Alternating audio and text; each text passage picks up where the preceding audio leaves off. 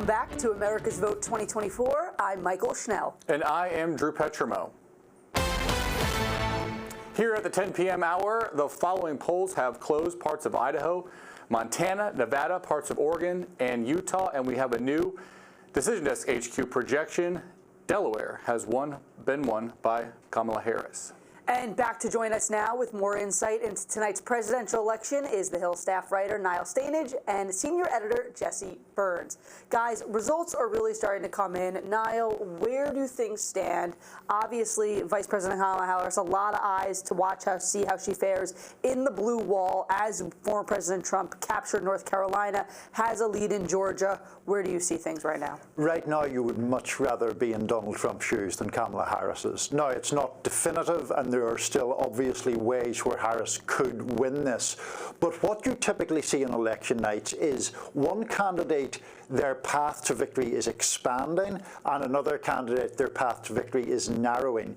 There is still a causeway for Kamala Harris to come through and win this, but it's getting narrower all the time. It is essentially the blue wall, don't lose anywhere, win those 3 states, and hope you hold on by the skin of your teeth. And Jesse, what do you make of so far what we're seeing from the blue wall states? Basically all of them a toss-up at this point, but are you able to glean anything from the early returns that might give us an indication of which way this is going? Yeah, I think it's definitely a lot tighter in all these places. I think looking at North Carolina, which Decision Desk has called for Trump, that is basically the price of entry for Republican presidential candidates. They've won in 10 of the last 11 cycles. And so for Trump, that's a big call for him to be winning North Carolina so soon. But essentially, he needs to win Georgia, North Carolina as a baseline to have the path to victory. For Harris, holding on to Michigan is going to be hugely key for her. She cannot afford to lose Michigan, really any of these blue wall states, but we're seeing in some of the early returns, Trump in some of the exit polling, polling a majority of the vote among all demographics except for the older voters. And so that's really key if he's winning some of these younger voters who are really key to her victory in a lot of these states. Niall, I'm looking right now at the returns in Pennsylvania, 42% of the vote in, so we're getting close to that 50% mark. Donald Trump with 49.8%, Kamala Harris with 49.3%. Half a percentage point right there. We're still seeing results come in places like Bucks County, Cumberland County, Philadelphia. How important, though, is the state of Philadelphia? We know how important it is to the pathway. Is this, at this point, essentially the ball game, partially? I think it is. I think that is the ball game, especially, I mean, if Harris loses there, it is essentially all over. Now, it is interesting that the polling in Pennsylvania was very similar to what we're seeing here, with about half the vote in. Incredibly tight race, maybe half a point between the candidates. In one way, that makes Pennsylvania unusual, because what we have been seeing so far is Donald Trump slightly outperform the margins that were given in the polling averages. So Pennsylvania is still very tight. Obviously, Michigan and Wisconsin going to be absolutely vital. As I say, Kamala Harris now really can't afford to lose anywhere. Yeah, and we'll pick up the conversation in 1 second, but we have some projections right now. The state of Utah is going to be in former President Donald Trump's column, as is the state of Montana. So, Jesse, no big surprises here, but still, Donald Trump racking up the score against Kamala Harris. Yes, and as Niall pointed out, his path to victory is expanding, right? We haven't even gotten to Arizona, where he's projected to probably win. Nevada is essentially a toss-up. But if he is able to pick off Pennsylvania, Michigan, Wisconsin, any of those 3, he will be the next president. But if, as it stands right now, we really haven't had any upsets so far. The Senate is still pretty much going to be going towards Republicans. The House is still very much a toss-up. But when we get into these blue wall states, remember, Trump won all 3 of these in 2016. He lost them all in 2020. So we really don't have any kind of context for how this is going to shake out. He has spent a lot of time in all of these areas. And Harris, I think, as the night progresses, you're going to see some second guessing. Should she have spent as much time as she did in North Carolina and in Georgia? If she ends up losing those, would her time have been better spent keeping that blue wall intact and trying to get her back to the White House and keep that in the Democratic column? I want to go back to Pennsylvania because it's shaping up to be so crucial in this. I don't know if we can pull up Chester County, because that's a county that I'm very interested in. In 2016, it was a Clinton Biden plus 9. In 2020, it was a Biden plus 17. This is the county with the highest percentage of college-educated voters in the state. Right now, Harris is only up plus 12. So she's doing significantly worse, albeit, you don't have the complete results yet. But, these are the type of counties, suburban Philadelphia, that Harris has to do better than Biden because she's doing, it seems, worse in the reddest parts of the state. Yeah, we saw the same thing in Virginia's Loudoun County, a higher educated area that Trump is actually doing better than expected. And so that is a warning sign for Democrats. If she is not turning out highly educated voters, if she's not turning out minority voters at the levels that Democrats need, this has been a storyline going back months. Trump's been cutting into her advantage among Latinos, among black voters, especially black men. And the evidence so far doesn't suggest that Democrats are turning out in the vast numbers that they need for Harris to win. Now, obviously, it's very early in the night. We'll see how the suburbs around Philadelphia, Detroit, Wisconsin, some of the urban areas turn out. But as it stands right now, it's not looking great. And Niall, excuse me, I want to narrow in on another county here in Pennsylvania, Cumberland County. That broke for former President Trump by 11 points back in 2020. Right now, Donald Trump is only leading it by 7.8%, and that's with 75% of the vote in. So as we wait for the rest of Pennsylvania to roll in, Donald Trump has this commanding lead, but it does not commanding lead, rather has this slight lead, but it looks like he may be lagging in some areas. You could expect the Harris campaign is paying close attention to these comparisons. Yeah, absolutely. And I do think that while we want to give the people watching as much of a guidance as to how the tide is rolling, we don't, caution is important in these things because you're still getting contradictory information. I just think if you zoom out and you look at the big picture here, Michael, there is a lot of evidence that would make you happy if you were a Trump supporter, and evidence that would make you happy if you're a Harris supporter. You need to squint very hard to find that. I mean, it really has to be just hang on to the blue wall, because in other parts of the country, whether it's Virginia, North Carolina, Georgia, you're not really seeing anything that would make a Harris supporter go, oh, this is great, we're doing much better than expected. And Jesse, we're about to see polls start closing out west, head out to Arizona and Nevada, two other swing states with high Latino populations. What, how important are these states now, and what do you expect to see as these polls close? What are you going to be watching for? Well, they're hugely important, right? Depending on how this race could come down to 270, 269. So having, even though we have 6 electoral votes in some of these states, that is key. Arizona, I think, is very interesting, where a quarter of the electorate is Latino, and yet Trump has been trending ahead in the polls there. And so that suggests for Democrats that just pointing out the fact that he has been, pointing out his rhetoric against immigrants and Latinos, that's not cutting it when it comes to actually making the case to voters that he is unelectable, that he should not be the president. So watching some of those returns in places like Arizona are going to be key, but also in Nevada. Trump came out very early with some of his proposals in terms of taxes on tips. That was very popular. Harris, we saw come later and adopt that. And so, we'll see how much that has resonated, especially in the Vegas area, or if her appearances these last couple of weeks in Nevada and also Tim Walz, if that was able to really shore up the Democratic support there. Niall Sainage, Jesse Burns, we will definitely be back with you later. It's a nail biter tonight. Sure. It's a nail biter. Joining us again now is the Hill's courts and legal reporter, Zach Schoenfeld. Zach, there are several counties across Pennsylvania and Arizona that are investigating batches of improper voter registration forms that were submitted. What's the latest on this investigation?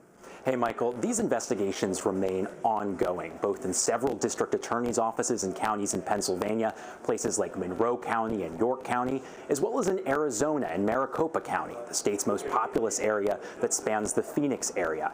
Authorities have been pretty limited in terms of what they've said so far publicly because those investigations remain ongoing, but what they have told us is that as their state voter registration deadlines approached, they received mass drop-offs of registration forms from a company called Field and Media Corps, and that these forms had been looked at, and many of them have been found to be improper in some way, either incomplete. There are also several that allegedly were submitted without the voter's authorization. We don't have all the answers in terms of how this came to be or whether there was any intentional wrongdoing here, but I did connect with the CEO of this company, Field and Media Corps, last night, and what he told me is that it's their company's policy to submit voter registration forms to county officials, even if their team notices that there's some sort of issue with the registration form. So certainly this company has been a thorn in the side of many counties in these swing states, but as of this point, there's no charges or any accusations of intentional wrongdoing brought yet, but the investigations do remain ongoing. And Zach, the Trump campaign has indicated that it was going to be pretty aggressive, challenging, using the courts to, what he would say is make sure that there is integrity in this election. Democrats have worried that they would be using some kind of extra legal challenges to cancel out people's votes. Have we seen any of the lawfare come into play from either side so far tonight? Yeah, we've certainly seen the former president in the lead up to this election, as well as today, misstating the nature of these investigations, saying that there is somehow fraudulent ballots being cast. There is no evidence to suggest that any of these people who submitted potentially fraudulent forms, that they were actually able to go on and vote, because these were voter registration forms. So the counties caught them as they were processing them, and that these voters were not allowed to go on and actually cast a ballot. Of course, that hasn't stopped the former president from continuing to make unfounded claims of mass voter fraud, and of course all eyes are on him tonight if and when he does take the stage to speak to his supporters of whether those accusations will continue. And Zach, a lot of states over the past 4 years have gone through their state law and voting law to change in terms of when, for example, mail-in votes can begin to be counted, overseas ballots can begin to be counted. Today is election day, but it's very likely we'll continue and still be counting ballots in the days to come. Can you give us sort of a primer on some places where the vote may take a little bit longer, the count may take a little bit longer because of some of these state laws? Yeah, I think one place that we're expecting to see results continue for the days to come is in Arizona. At a press conference that was held yesterday in Maricopa County, which, as I said before, is really the ball game in Arizona. Most of the population is there. What officials said there is that they're expecting tonight somewhere around 55% of the total vote will probably be reported tonight, but they're expected to continue to count ballots in days into the future. And that also goes for a place like Nevada, because under state law in Nevada, you are able to, as long as your ballot was postmarked by today on Election Day, as long as that ballot shows up by Saturday, election officials still have to count it. So no matter how fast election officials tonight are able to tabulate ballots in Nevada, it's simply out of their control of the fact that voters have this option to have their ballots received up until Saturday. All right. Thank you, Zach Schoenfeld. We'll be right back with more America's Vote 2024. And welcome back to America's Vote 2024.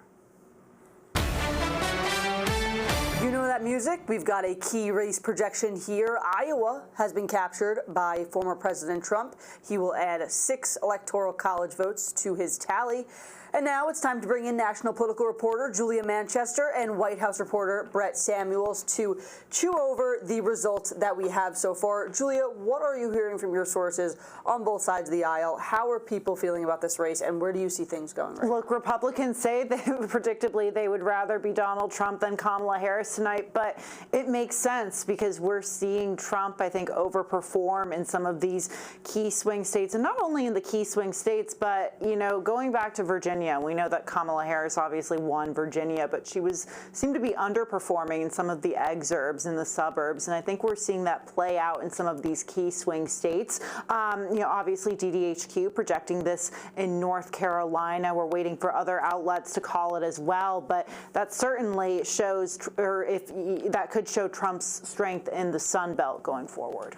And, I think everyone's focus now is turning to the blue wall states. I'm watching the New York Times projection needle tick over closer and closer to the Donald Trump side. I think last time I looked, there was 78% chance of Donald Trump winning this election. What are you going to be watching for as far as demographics? Is it Philadelphia? Is it the rural areas? Is it the exurbs? Is it all of it? How are you going to watch Pennsylvania? Because it's kind of the whole ballgame at this point. Yeah, I think you have to look at the suburbs around Pennsylvania, around Pittsburgh, around these big cities. You have to look at where Kamala Harris's margins are. She needs to minimally match, I think, President Biden's margins from 2020. Ideally for the Harris campaign, she's running ahead of him. Philadelphia, obviously a city where the Harris campaign has told me that they are seeing very positive signs about turnout. They've cited high turnout among Puerto Ricans in Philadelphia specifically. Obviously, the Harris campaign seeing that racist joke at a Trump rally about Puerto Rico breaking through for voters there. They've also cited long lines on college campuses in the Philadelphia area. So certainly, I think the Harris campaign, you're looking at the suburbs and you're looking at Philadelphia specifically, where they really want to see these huge raw vote totals, especially in the city. Yeah, and Julia, to that point, as we saw back in 2020, there was this early lead from Donald Trump, and then Kamala Harris throughout the night started to chip away at that lead, and then she eventually took the lead from Donald Trump. Are you hearing from Democrats that they're hoping that may be the case? Do Republicans feel more confident this time around than they did back in 2020 before we saw that mirage take over? I think Republicans, like I said, they're feeling confident about the Sun Belt. Now, Kamala Harris needs to win the blue wall, and I think that's been part of that strategy to sort of mirror what Biden did in 2020. But there certainly, I think, is some of that anxiety as we're seeing sort of the narrative shift towards Donald Trump, particularly with the New York Times ticker, for example. Indicators like that certainly cause that anxiety. But, for Donald Trump, for Republicans, they're feeling good about the Sun Belt. We know that Georgia and North Carolina were very important to him to win. But in terms of whether that's reflected in Pennsylvania the same way, we'll have to see. I think Republicans I've talked to have been a little less enthusiastic about Wisconsin. They feel that she certainly has an edge there, but we'll have to see. But right now, Democrats saying it is still early, and to be fair, it is still early in the night. Very. But right now, the vibes are a little anxious. Let's talk a little bit about the union vote, because that's going to be key in these blue wall states, Michigan, Wisconsin, Pennsylvania. Big union participation. And I want to focus, I don't know if we can pull up Lackawanna County. This is Scranton. This is where Joe Biden hails from. And it's such an interesting place because in 2012, Obama won it by 27. Looking right now, Harris is only winning it by 3. That represents this huge shift among the union types that Democrats used to always win. I wonder how important you think that's going to be if we look back on this election and say that Donald Trump won. Look, I think it's going to be very important. Biden was able to flip that back from when Trump won it in 2016. And look, we've seen some lack of union endorsements in this election, which the Trump campaign has spun to be in favor of his campaign, essentially a win. I think we've seen Kamala Harris struggle with some of these white working class union voters in the blue wall states. I think it's critical for her because, like I said, she's trying to mirror what we saw Joe Biden do in 2020. She's not doing as well in the Sun Belt. She's not doing as well in North Carolina and Georgia, so she's got to drive out. If it's not the union vote in some of these states, she's got to be driving out the turnout in Philadelphia, Pittsburgh, Detroit, Milwaukee, and I don't even know if that's going to be enough. And the pick of Tim Walz was supposed to be kind of about that, to play to the white working class voter. If these trends continue, you have the question of whether that strategy actually worked. Yeah, I think certainly, especially depending on how Pennsylvania goes, there will be a lot of second guessing about whether Kamala Harris should have chosen Josh Shapiro, the Pennsylvania governor, as her running mate. Certainly had very high favorable ratings. The theory goes that she picked Shapiro as her running mate. He delivers Pennsylvania for her. Pennsylvania is the most important, battleground in the election. So, that was the argument for Shapiro. Now, I would argue that it's not a perfect fill-in. It's not as if she picks Josh Shapiro and he doesn't face any scrutiny for his record. Certainly, he would have faced attacks over, there was a harassment allegation against one of his aides. Certainly, young voters would have taken issue with some of his positions on the conflict between Israel and Gaza. So it's not a perfect replacement, but certainly I think if things do not go Kamala Harris's way tonight, there will be plenty of second guessing about that choice. And on that question about, Shapiro in Pennsylvania, look, in 2022, Josh Shapiro and John Fetterman did something pretty incredible. They were able to obviously keep that white working class coalition in sort of the suburbs and, urban areas of Philadelphia and Pittsburgh, but they were also able to run up the score in some of these rural areas, particularly in western Pennsylvania. We've seen Kamala Harris go to Johnstown Johnstown, for example. We know that Johnstown itself, the small city, is blue, but it's surrounded by a sea of red.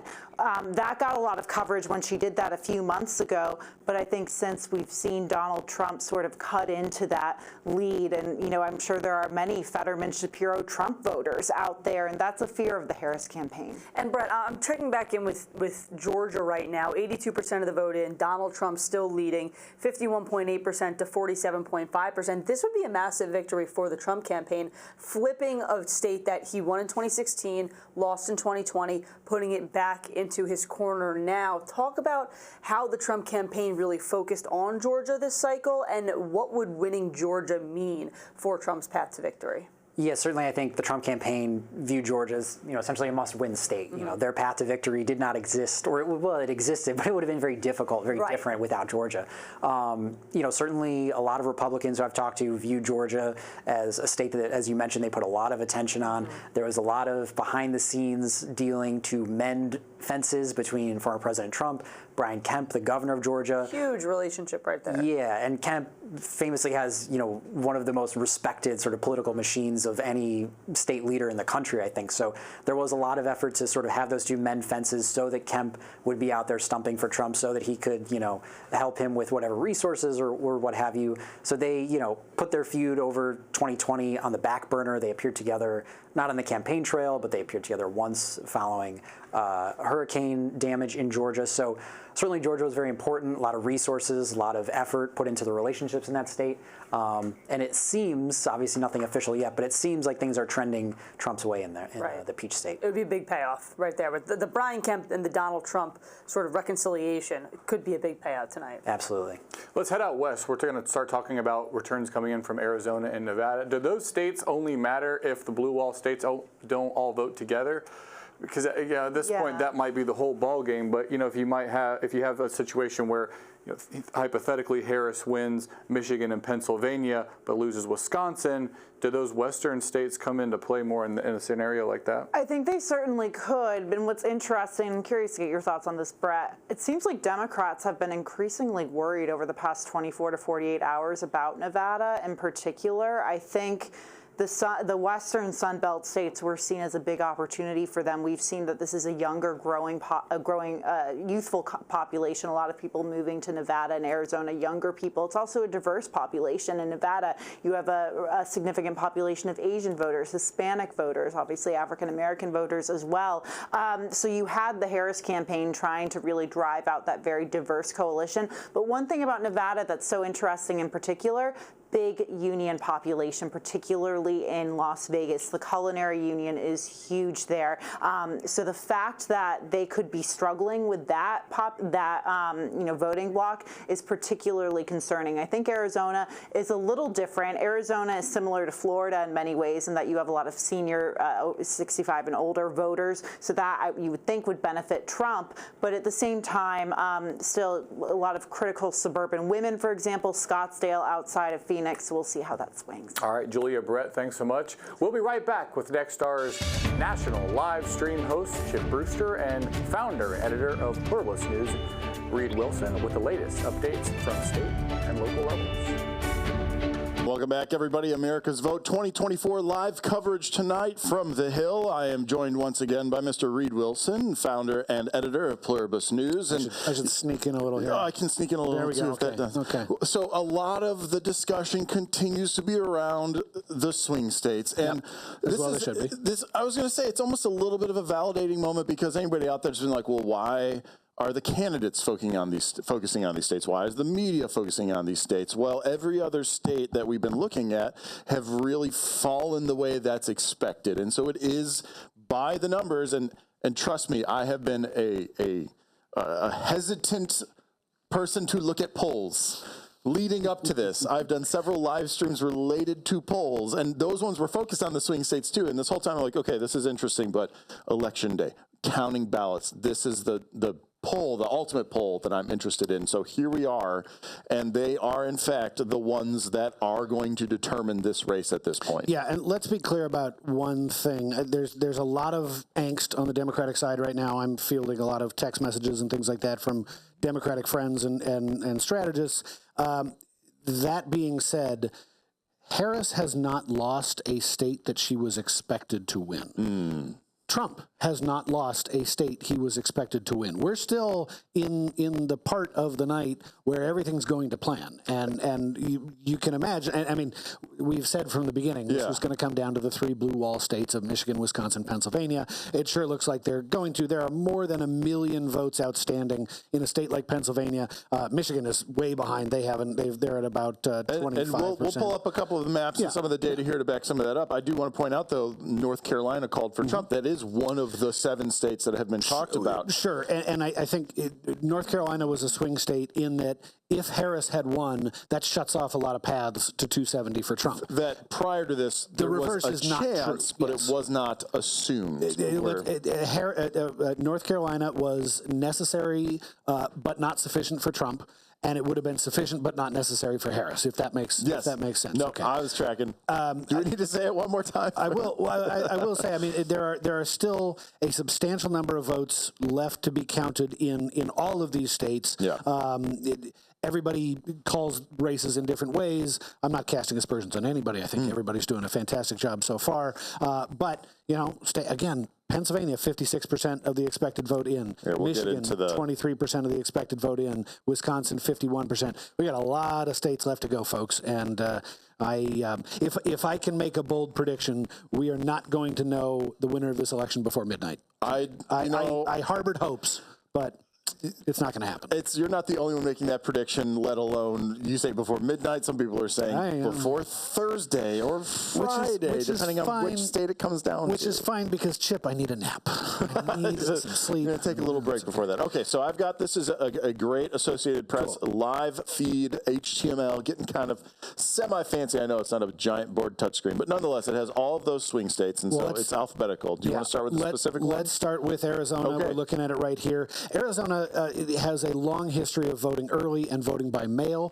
That's excellent for the vote counting because the tabulators are able to run them through the machines quickly, and then they do their big vote drops about an hour after the polls closed, and that's what we're seeing right here. We're seeing in Maricopa County about 54% of the votes in. You can see Vice President Harris leading by about 34,000 votes there in her statewide lead. Former President Trump's statewide lead, only a little over 4,000 votes. Now, back in 2020, Maricopa County gave President Biden a 45,000 vote margin. We've got Harris here at, I'm sorry, I said 34,000. It should be 24,000 votes with about half in. So that might have changed between this. I don't think updating. I think I just did my math wrong. Okay. Somebody in the other room said earlier that reporters are not fantastic at math. I try my best. I think Michael did that live on air, yeah. So 24,000 votes there in Maricopa County, 54% of the vote cast. You extrapolate that out, and we're looking like it is going to be a closer contest in Maricopa County because the in-person election day vote tends to skew a little bit to the right. Arizona, if I'm the Harris team, I'm not feeling fantastic about Arizona right now. But then we go down here to Pima County, home of Tucson. That's an even more Democratic county.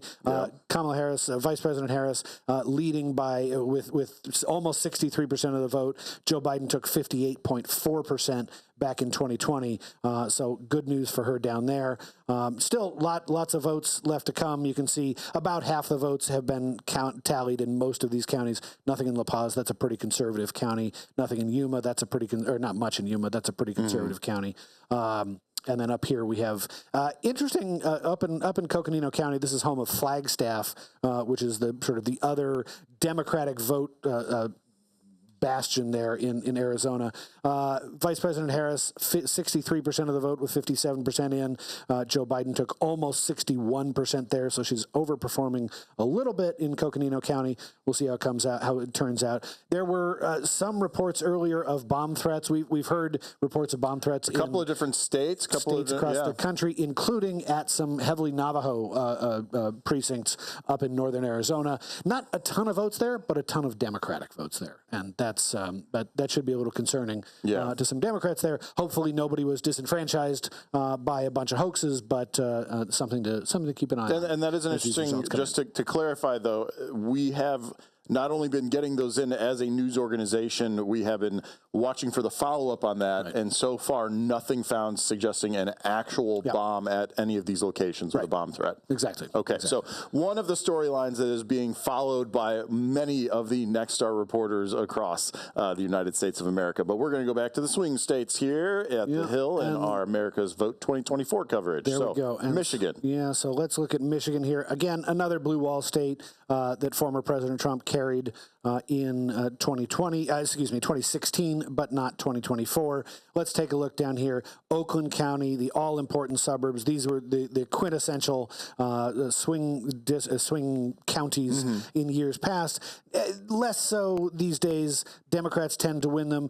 But here we see Vice President Harris underperforming, almost call it 54% of the vote there in Oakland County. Joe Biden took 56% of the vote there in 2020. In Wayne County, home of Detroit, only 1% of votes cast. Let's just forget that. That's not real. Nothing. 61%. That one's a little more telling. Here we go. So, okay, Washtenaw County, another suburban county, another place where Vice President Harris is underperforming. 66% there for Vice President Harris.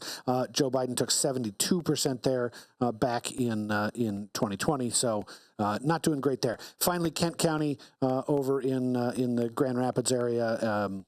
On the western side of the state, this is an area that's huge in biomedical. It's been one of the big growth spots in terms of Michigan's population and economy. And Vice President Harris doing pretty well here, 30% in. She's got 65% of the vote. President Biden. Too many presidents. Too many titles I'm dealing with here. Okay. President Biden took 52% of the vote there. So good news there for Vice President Harris. But then again, a close race. Michigan, this is the sort of the blue wall state that is the least baked. We only see 23% of the vote here. A lot of votes to count in Michigan. There are some counties you can see up here in the Upper Peninsula, the middle part of the state, that haven't even started reporting. So plenty of time to go there in Michigan. We go down to Nevada here. I know we had the polls closed, but we're still at 0%. Nothing reported there yet.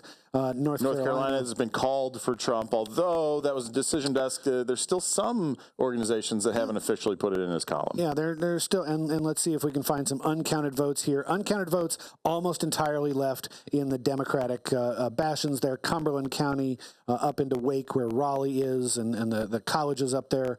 Wilson County is pretty close to tied, the Greensboro area. So basically, anywhere there are votes left to be counted in North Carolina, they're in Democratic bastions, with the exception of Mecklenburg there, 98% of the vote in. That's not fantastic for Vice President Harris. Much better news for former President Trump. Mecklenburg, home of Charlotte, the biggest county in the state. Well, and that's actually an interesting point to bring up, because we just talked about, or at least I just re-mentioned that Decision Desk HQ has called that for Trump. Other organizations, we're looking at AP as an example, Associated Press, so they haven't put the check mark there. Right. And this could be one where the projection comes down to the wire. Is that the truth? We'll have to wait and see for that final, truly 100% counted to know with certainty. And even then, we get into a potential margin where someone calls for a recount. And then there could be a slightly different result at that point. I'm not saying a full different, as in, this is a different presidential candidate result, but nonetheless,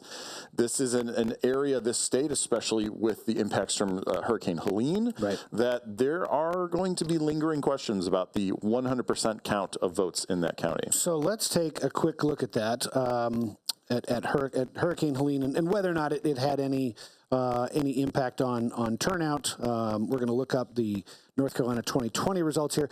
Buncombe County, right here, is that's Asheville. Okay, it's the liberal, one of the hardest hit areas too. It's the liberal bastion in the western part of the state, and you can see that Buncombe County, 62% for Vice President Harris, 37% for former President Trump. At about call that 155,000 votes, give or take, that were counted there. And to say 99% in, so that you would assume is very close to the 100%. Pretty close to all of them here. In 2020, President Biden carried 59.7% of the vote, about 96,000 votes, so fewer votes there than Harris carried this year.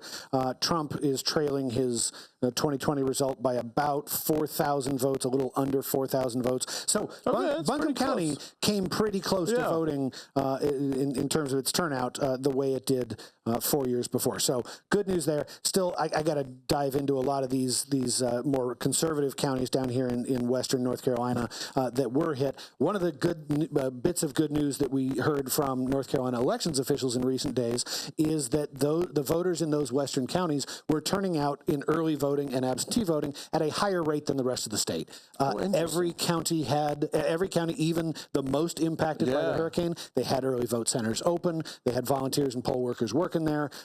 Huge shout out to the poll workers, by the way, in a county that's hit so hard. Gotta love them. They showed up, and voters showed up to vote. So real interesting stuff there that we're seeing higher. I can't say higher turnout definitively, but turnout on par with 2020. And despite what had happened. In spite of a record storm that caused a lot of damage and killed a lot of people. And you're talking about poll workers. Those are people that live in those communities generally. So those are also more than likely people who are impacted by the hurricane themselves. Exactly. So being able to still devote that time to make an election happen. And then the way that election is organized as far as early voting goes, that goes to the state part of this as well. So there is no federal involvement with the voting part at the county level. So locals really coming out to make that happen. Let me shift real quick. I want to because we are so tied to what happens in state legislatures across the country. Yes, that is like the purpose of your publication. That's exactly right. Please, by the way, go to pluribusnews.com, sign up for our daily newsletter. It's a lot of fun to write, and I hope you find it fun to read. The one thing I want to point to is New Hampshire. We've been watching 11 gubernatorial races across the country this year, 8 of which are open. There are 8 governors who are retiring either because of term limits or running for other office, or they're just tired and they want to go retire. Of those 11 contests, 10 are not terribly exciting. We've seen the results in all 10 of those races sticking with the incumbent party, or we expect them to once the last races are closed. The one big competitive race was up in New Hampshire, where former Senator Kelly Ayotte was running to replace Governor Chris Sununu, challenged by former Manchester Mayor Joyce Craig. This was a real close race in a closely divided state. Vice President Harris very probably going to carry it at the presidential level. At the gubernatorial level, though, Joyce Craig, the Manchester mayor, has just conceded to former Senator Kelly Ayotte. So Ayotte will succeed Chris Sununu. That means that now, I can't say for certain because some polls haven't closed, but it is almost certain that all 11 gubernatorial races up this year stayed with the incumbent party. Now, it is harder to knock off an incumbent governor than to do anything else in American politics. The share of governors who win re-election is through the roof and compares favorably to members of the Congress, members of the U.S. House of Representatives, members of the U.S. Senate. It's harder to knock off a governor than anything else. But in this year, both parties held serve, not just in the competitive states, but even in the states that were open seats where the popular incumbent wasn't running for election. Now, you know I'm based in Chicago, Illinois, and we start talking about governors and changing of parties and replacing them. There's a whole different story in Illinois. Yeah, it's because most of them go to jail. But 4 of the last 10. It's details. only 40% of the recent governors. But yes, okay. So you're on the balance of power bit. I want to keep going with the swing states and then circle back to Senate because there is a somewhat development there. So let me bring our swing states one by one back up. We just talked about North Carolina. If you'll please scroll on down. Let's Pennsylvania. Thank you for letting me. I feel so adult being able to run this. Listen, I love that I gave you some control over this because you can really, truly point the pointer where you want it to go. There we go. So here we are back in Pennsylvania. It's something that we've been talking about all night. We're at 60% of votes counted at this point. Trump with that lead of about 120,000 or about 3%. 114,000 votes, call it that. Let's see where the uncounted votes are. A lot of uncounted votes there in these collar counties that, a reminder, 11. Are doing very well for Vice President Harris, especially that Philadelphia, only 56% of the vote in, and she's netting close to 260,000 votes out of Philadelphia. lot of votes out of Pittsburgh. I'm really interested in Erie. Erie has been a real close swing county for a very long time. And in this case, you can see that.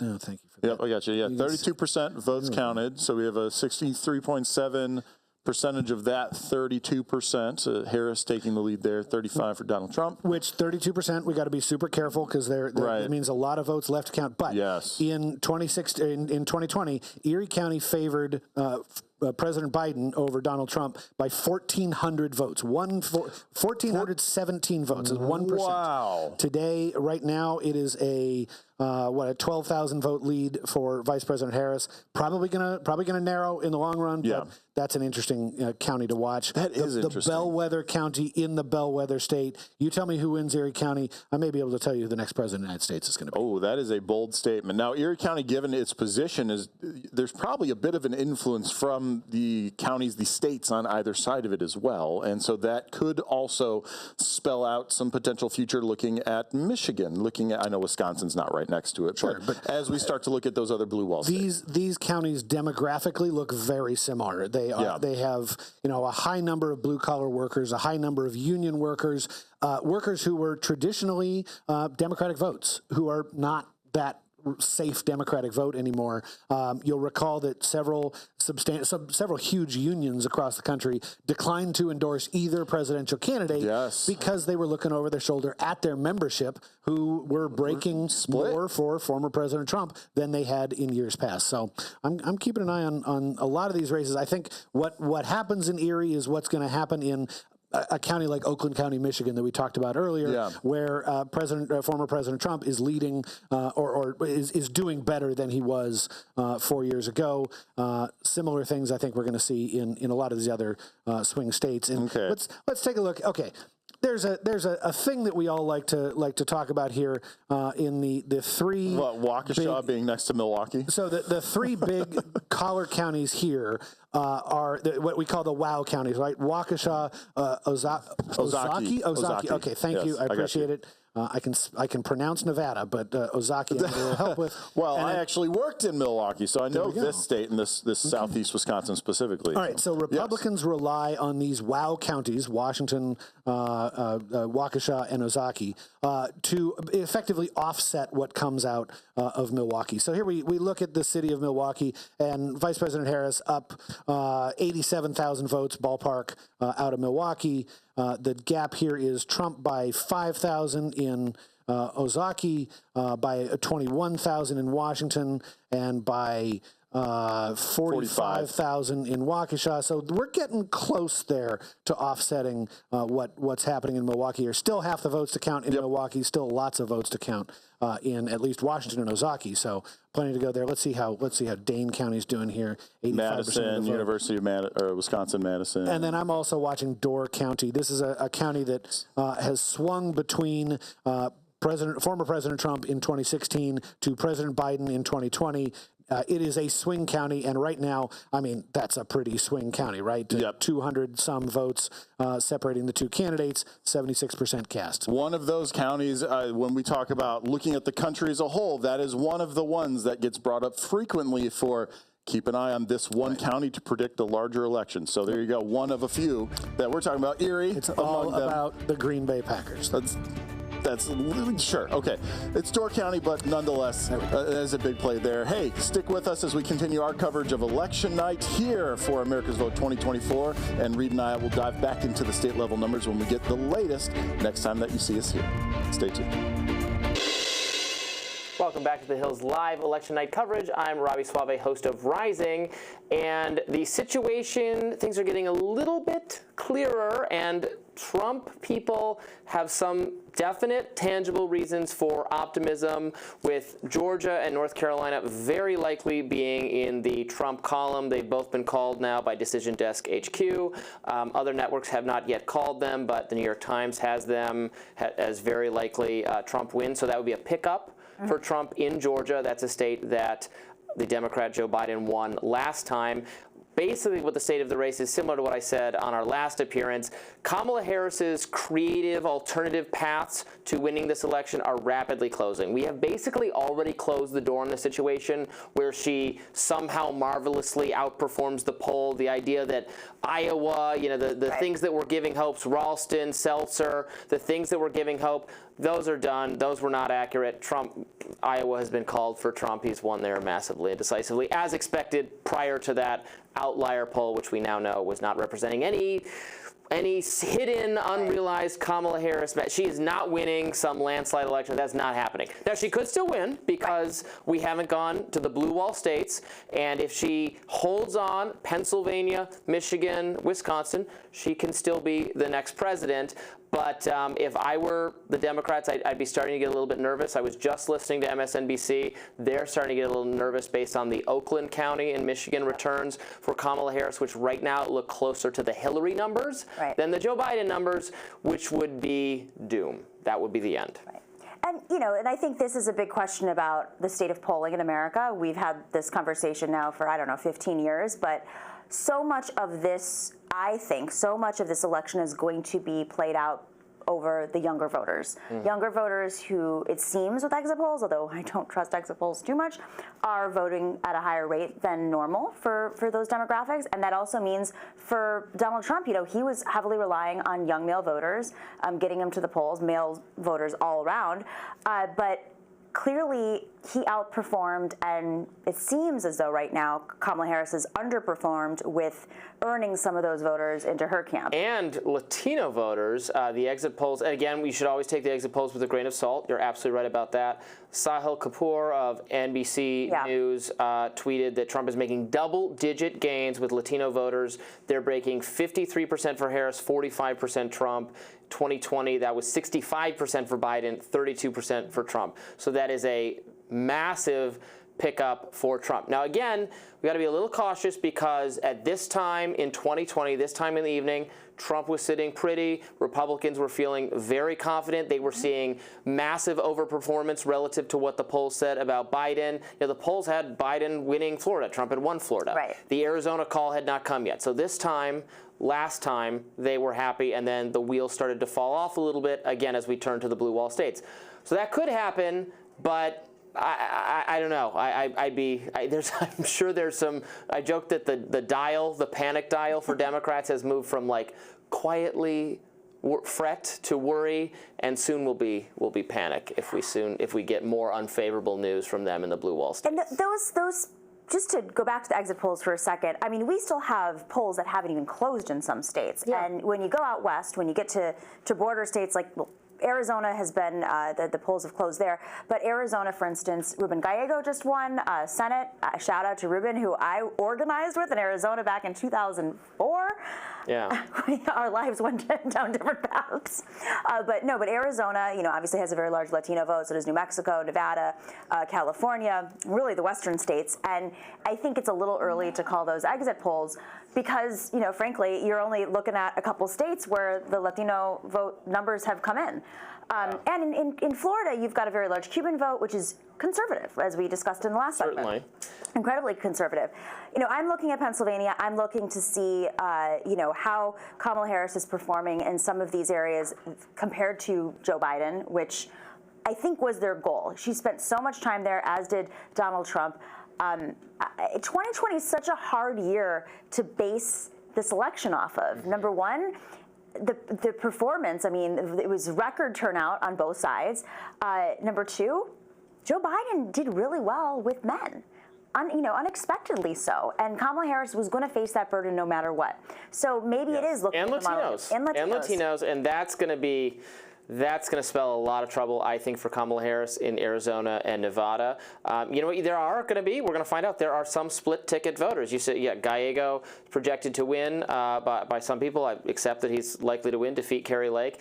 Arizona might very well still go for Trump, however, so that you're going to have a couple cases where the state went for Trump, but elected a Democratic senator, or vice versa. We're going to see that occur. I know people have talked about the utter demise end of the split ticket voters. They're still out there, maybe particularly in Arizona, which is very independent thinking. Very independent thinking. State, the state of John McCain and Sinema and you and independent. And my family. I mean, I don't want to name names of my family, but I have a whole side of my family in Arizona, and I am the odd woman out. I'm Democrat, and for years and years I've had debates with many family members over politics, guns, abortion, you name it. And they all voted for Kamala Harris, and that was something I never. I also have a lot of family members in Arizona. The two places I have family members, I don't have a big family, is Michigan and Arizona. I lived in Arizona for a couple months right after college in the Phoenix area. My cousin lives there, and without naming specific names, my family is fundamentally Republicans, but a lot of Trump skeptical people in my family. They are the persuadable suburban voters who have cooled on Trump, but were not going to support Biden because once they saw what had happened after the debate, and so maybe Kamala Harris was angling for their votes, was gettable. So those people are out there, and we're going to find out very soon. Could come down to our families. Could come down to our families. I was like panicking. I was calling them up like crazy. Like, what is it going to take? Just get off your couch, please. Just do me a favor. Just one thing in life. Just vote for Kamala Harris. But it's still up in the air. But I know there are going to be Democrats who are nervous because, again, the situation where she just surprised everyone. She proved the polls wrong, and there was this understated, unrealized, unrecognized wave for her. That ain't going to happen. But she could still eke out a narrow win if she holds Pennsylvania. Without Pennsylvania and Michigan, it is truly over. We'll find out more from those states. The Hill's live election coverage continues.